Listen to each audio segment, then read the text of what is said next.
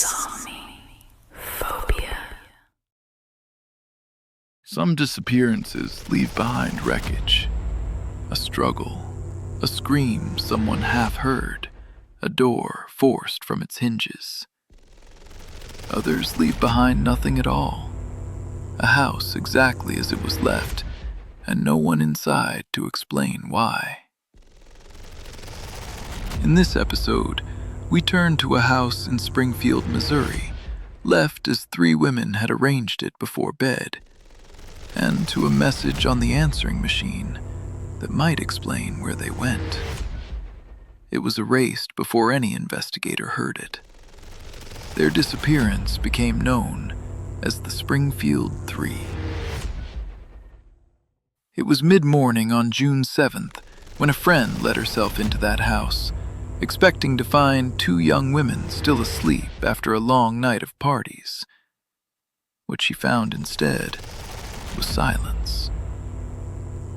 What happened between the porch light going dark and that silence has never been fully explained.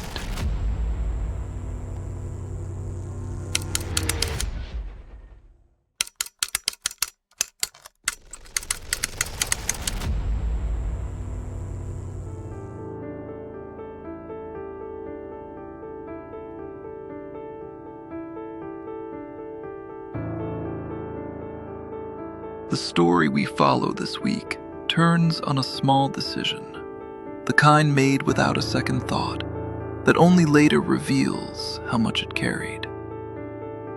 On June 6, 1992, Stacy McCall, 18, and Suzie Streeter, 19, graduated from Kickapoo High School in Springfield, Missouri, while Suzie's mother, Cheryl Levitt, 47, a cosmetologist and single mother, stayed home. Just after 11 that night, Cheryl was on the phone with a friend, discussing the ordinary business of having a piece of bedroom furniture refinished. No one spoke to her again. Around 10:30, Stacy called her mother to say the plan had changed. She and Suzie would sleep over and drive to Branson in the morning, and near 2 a.m., the two women chose Suzie's house at 1717 East Delmar Street over a friend's floor. It was that late change of address the case would carry ever since. By every visible sign, the three had gone to bed, beds slept in, an unfinished Coke beside Suzie's cigarettes, a Dr. Seuss book on a headboard, a television hissing quiet static, Stacy's clothes folded on the floor. Yet by 9 the next morning, when Janelle Kirby, a friend of Suzie's, let herself in, none of the three women were there. The house was empty. All three purses sat together on the floor, Cheryl's still holding $900, while outside 3 cars waited with keys and licenses left inside, and Cheryl, a lifelong smoker, had even left her cigarettes. Only the family's small Yorkshire Terrier, Cinnamon, remained inside, agitated and pacing. She had seen everything. She could say none of it.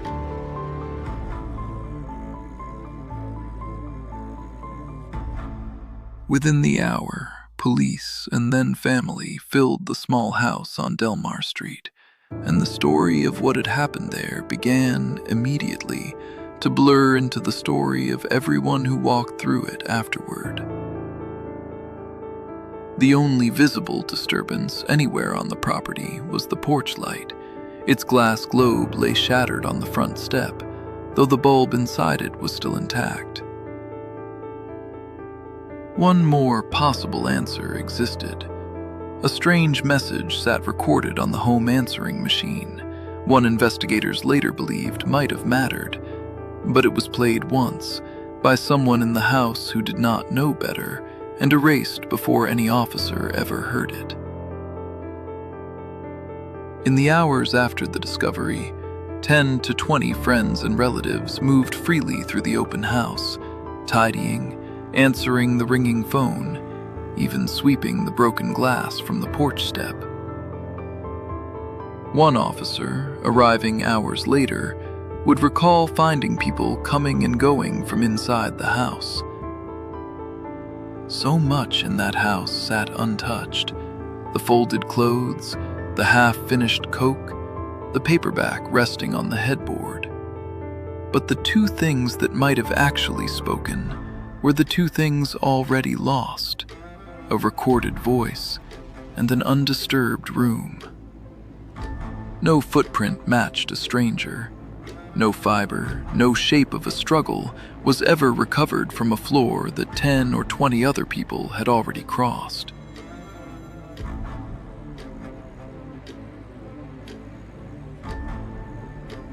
Suzie had recently ended things with Dustin Rekla, her boyfriend, after learning that he and several friends had broken into a mausoleum and pried gold fillings from a stolen skull. A case in which Suzie had already given police a statement and might eventually have testified. Rekla denied any involvement in the women's disappearance and passed a polygraph test. Investigators in time cleared him. Suzie's brother, Bart Streeter, was investigated next, his alibi confirmed independently by both a girlfriend and a neighbor, and he too passed a polygraph and was cleared. Neither lead went anywhere.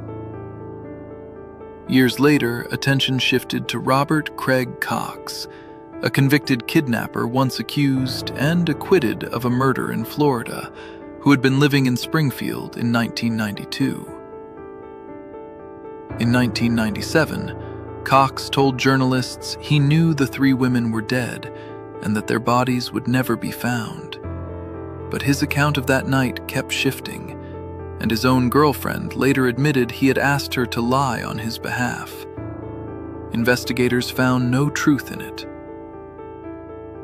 An FBI profiler who reviewed the case concluded that a single man had most likely lured all three women from the house, probably to a van or a truck, sometime in the dark hours before dawn, though no trace of him or of them was ever found.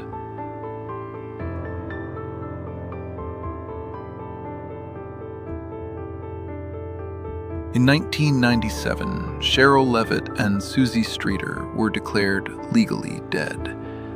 Yet the file itself was never closed, kept open to this day as a missing persons case.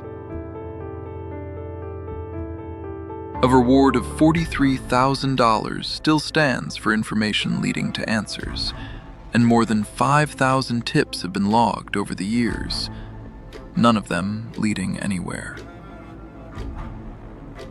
A promising tip once sent ground-penetrating radar beneath a hospital parking garage, until investigators noticed a detail that ended the search within hours.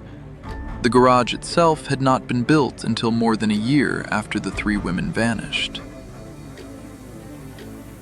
34 years on, no one has ever explained how three grown women could walk out of a lit house into total silence, leaving behind everything they owned. Even the dog stayed behind. Somewhere, in an evidence log that has never been closed, a case file still lists three names as missing rather than found, and the one recording that might have told investigators why is filed permanently as blank.